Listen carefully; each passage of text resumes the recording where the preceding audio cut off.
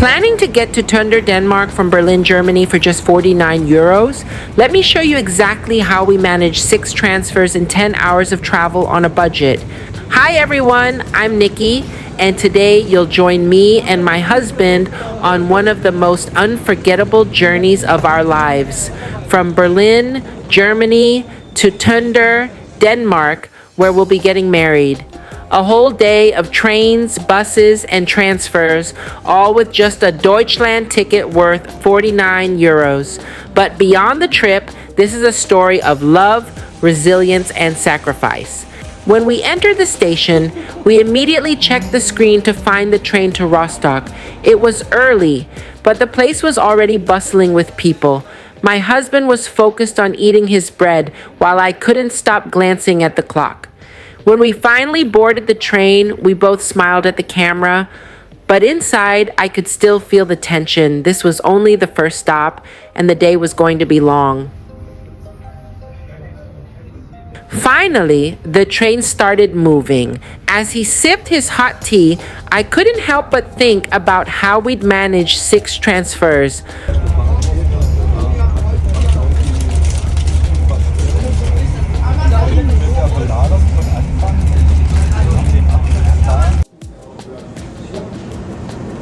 When we arrived in Güstrow, we quickly looked for a place to eat while waiting for the next train.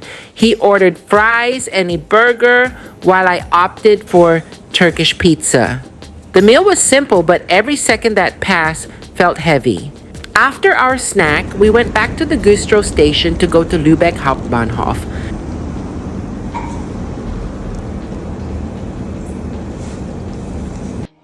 We returned to the platform and checked the monitor, silently praying there wouldn't be any delays.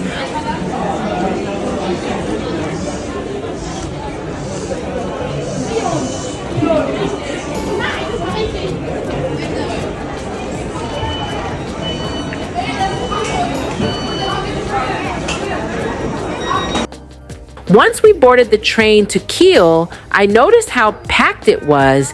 Everyone looked tired, yet there was an energy that filled the air.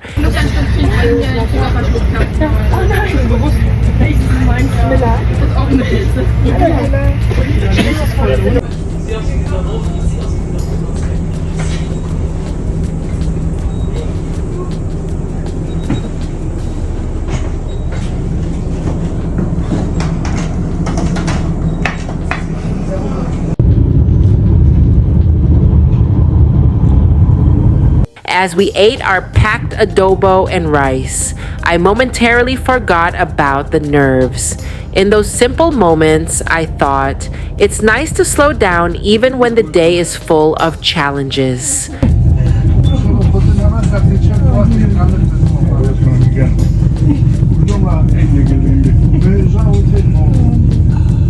When we arrived in Kiel, the vibe was completely different. It felt like a port city. The air was cool and everyone seemed to have their own story. The crisp air in Kiel was refreshing, and the station had a charm that felt calming after the hustle of earlier transfers. We decided to capture the moment with some selfies. My husband joked, "This will be the happiest tired faces you've ever seen." We laughed, posed, and tried to find the perfect angle. The sound of trains in the background made it all feel like part of a grand adventure.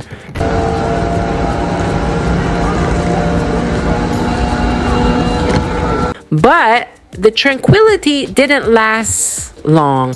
Realizing the time, we sprinted to the train heading for Husum, bags bouncing and breath racing. We made it just as the doors were about to close. My husband turned to me grinning and said, "See, told you we'd make it." Nibel station greeted us with lively activity. Passengers disembarked, some rushing, others taking their time. The air was cool as we made our way toward the bus stop for the next leg of the trip.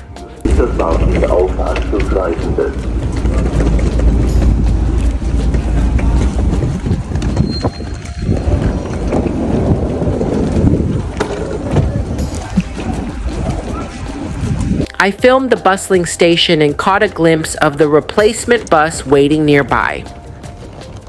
Walking toward the bus, I recorded my husband carrying our luggage. The steady pace of travelers around us created an air of quiet determination. The path to the bus was short but felt significant as we got closer to our destination.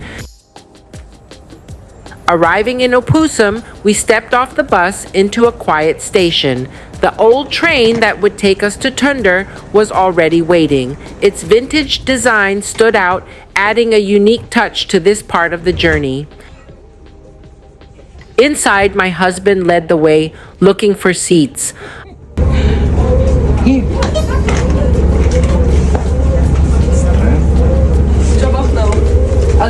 I captured the signage outside and the rustic interior. The surroundings were peaceful with a countryside backdrop visible through the windows.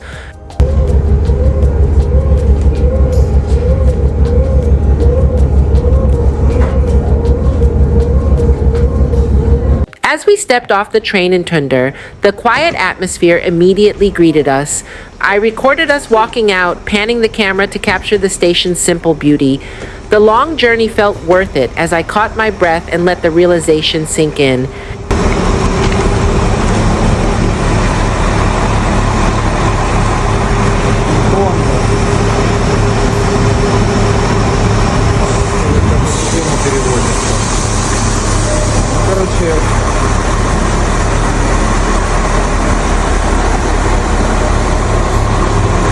The Tonder station and its surroundings were serene.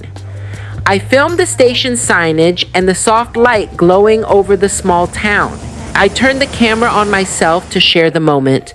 My smile said it all. We made it. In the background, my husband was busy with his own camera, recording his perspective. The mix of our shared excitement added life to the scene. Walking toward the apartment, we passed through quiet streets lined with small, quaint buildings. Most of the shops were already closed, adding to the stillness of the evening. I filmed my husband leading the way, the sound of our footsteps on the cobblestone path, the only noise in the air. The old town square opened before us, a large fountain standing in the middle. The vast open space was both grand and peaceful, with no one around to interrupt the quiet. I captured the scene, appreciating how the town seemed to stand still, preserving the moment for us. Our apartment came into view, and I filmed the cozy exterior before we stepped inside. The building's charm matched the rest of the town, and I couldn't wait to explore what awaited us inside. Inside, the apartment was warm and inviting, with a quaint dining area and a compact but functional kitchen. It felt like the perfect spot to relax after a long day. From the balcony, the view was stunning. The lake and surrounding trees stretched out in peaceful harmony. I took a few seconds to breathe it all in, letting the day's challenges melt away.